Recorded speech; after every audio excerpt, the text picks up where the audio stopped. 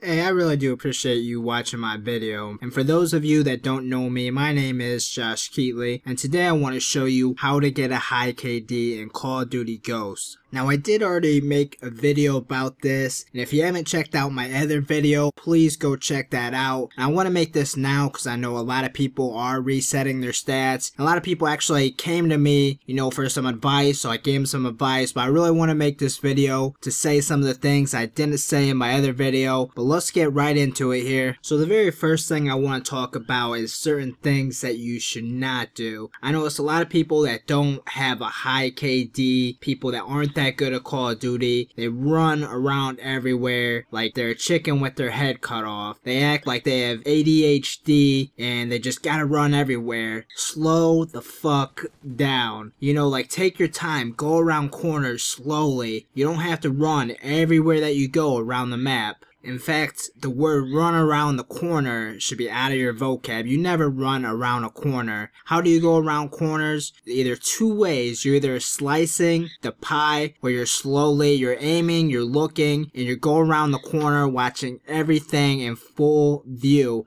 I'm going to put a link to a video talking about slicing the pie. It's a real military term, a real thing that, soldiers do. Or, and this only works in the Call of Duty world, you never see people do this in the real military, but jumping around corners. And that works because some people could be looking right directly, waiting for you to go around the corner, and when you jump in the air, that throws them off and you can catch them off guard. Jump shotting works so good. Jump shotting is something that's really hard to learn. That's something I need to work on more. I do it quite a bit, but I think I could do it a lot more. And there's a certain way some people hold their controllers. I'm going to put an image on the screen, and it takes a while to learn. I don't play this way. It's something I want to try to learn how to do. A lot of pro players play like this, but jumping around corners really helps out. But you never ever run around the corner, either slicing the pie or you're jump shotting. And there's other things that you can do to really improve your game. A lot of things that really irritate you that other players do work really good, like drop shotters. I used to get so pissed at people that drop shotted. Now I'm extremely good at drop shotting. You really have to set your controller to the tactical layout. I'm going to show that here for you. And that way, when you press the right analog down, you drop to the ground. And it's kind of a panic move. When you're up close to someone, you can panic knife them. But with this, you go around a corner or something, someone's right there in your face, you just drop to the ground and they don't expect it. You can catch them off guard. They're going to be shooting towards your head and you're going to be on the ground shooting at them. Drop shotting definitely works. Now to learn this, you really need to drop shot on every kill that you get until you get it down. Once you get drop shotting down, just like jump shotting, you're going to learn when to do it, when not to do it. Another really good tactic is strafing. Now, you should always be strafing when you're getting kills. You never stand in one spot and shoot. You're always moving to the left, moving to the right. Sometimes you can do both. Sometimes it really throws people off if you start strafing to the left and then you immediately strafe back to the right. They're completely confused on where to aim. Strafing definitely works. A lot of really good players strafe, and you never should be standing in one spot shooting unless you're head glitching. But then a lot of times you can still strafe and head glitch. It all depends on the spot, and there's plenty of spots to head glitch. You just gotta find them on every single map. Just go around different maps, look for different spots. But head glitching really does work because all I can see is just a little bit of your head and you can see their entire body. You got a clear view of them, and if you do head glitching with strafing, you're absolutely deadly. Like, it's a really nice combo. Now, like I said on my other video, what gun you use is very important. I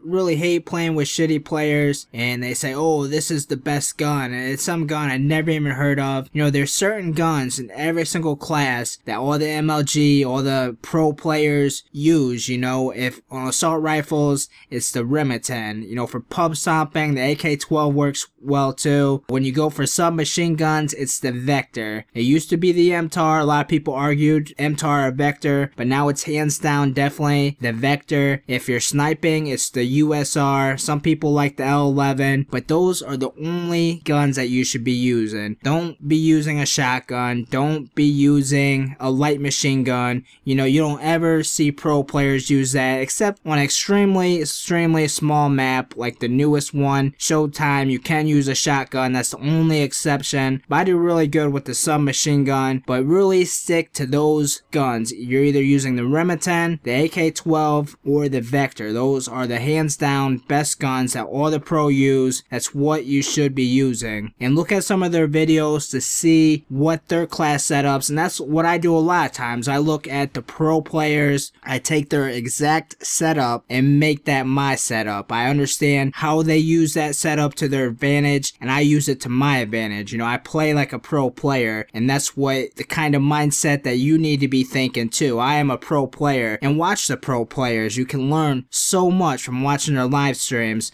I'm gonna put the link down on MLG. You know, you can watch their live streams that really help your gaming out. You learn from the best. Something else I talked about in my last video, but this is very important. Sorry, I gotta cover it again, is map awareness. Now, something that really helps out is you're always looking where your teammates are and where you are and where the enemy possibly is. Now, if you're playing with good players, you know, you use call outs to even help you more. Anytime you die, call that person out. Anytime you see a person, call that person out. Somebody is always 3 to 5 seconds away from that person. It's an easy kill for them when they get the call out. The same as when you hear a call out, it's an easy kill because you know exactly where they are. You know, it's just as good as having UAVs, advanced UAVs up. Talking about map awareness, now a lot of times it's really good to stay to the edge of the map. Stick to the edge of the maps, because when you're on the edge of the map, you know, it eliminates an entire possible side that someone could shoot you at. I mean, think about when you're standing directly in the middle of the map. Where can the enemy shoot you from? Every single direction possible. You know, if you're on the very edge of the map, you're looking inside, and that's the best way to go. You know, sometimes just run the outer edge of the map, stick to the outer edges of the map. It makes everything much easier. And also, when you're running around the map, you always have your aim up. You're always ready to shoot someone. Sometimes I, you know, just press the left trigger in, you know, and press it out, in, out, you know, and kind of always be ready to shoot someone. You know, if someone walks around this corner, your aim is right there. You're ready to left trigger, right trigger, you know, kill them. Left trigger, right trigger. Real quick and easy. If they're up close, you don't even have to left trigger. You can hip fire. And hip fire is extremely deadly because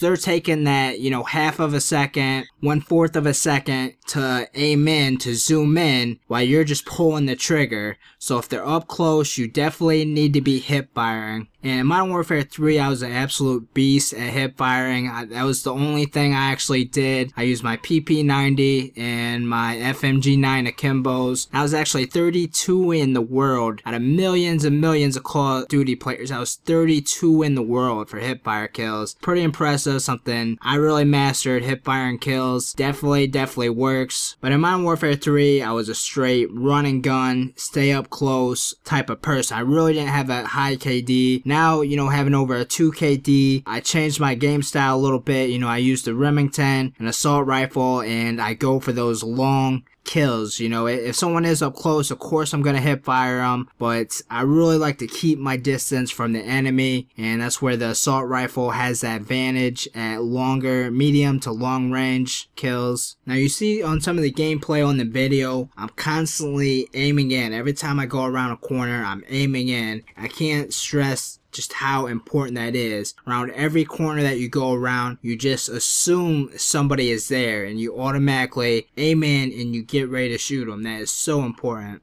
Sticking to your teammates really helps out too. Sometimes, you know, letting your teammate go out first can help keep you alive, you know, because if they start shooting the enemy, you know the enemy's right there and you can easily finish them what your teammate started, and that's going to help you stay alive, get a higher KD, get those kill streaks. Well, that's all I really got for you guys. I know after I make this video, I'm going to think of a lot more tips that I should have thrown out there. But that's some of the best tips that I can give you to get a high KD and keep a high KD. Please let me know if this video helps you out. And if you have any tips of yourself, if you are a good player, please leave that in the comments. Help other players out. And I would absolutely love it if you guys gave this video a thumbs up. Nonetheless, I appreciate it, guys. I really do thank you for watching my video today. And you have a great day today.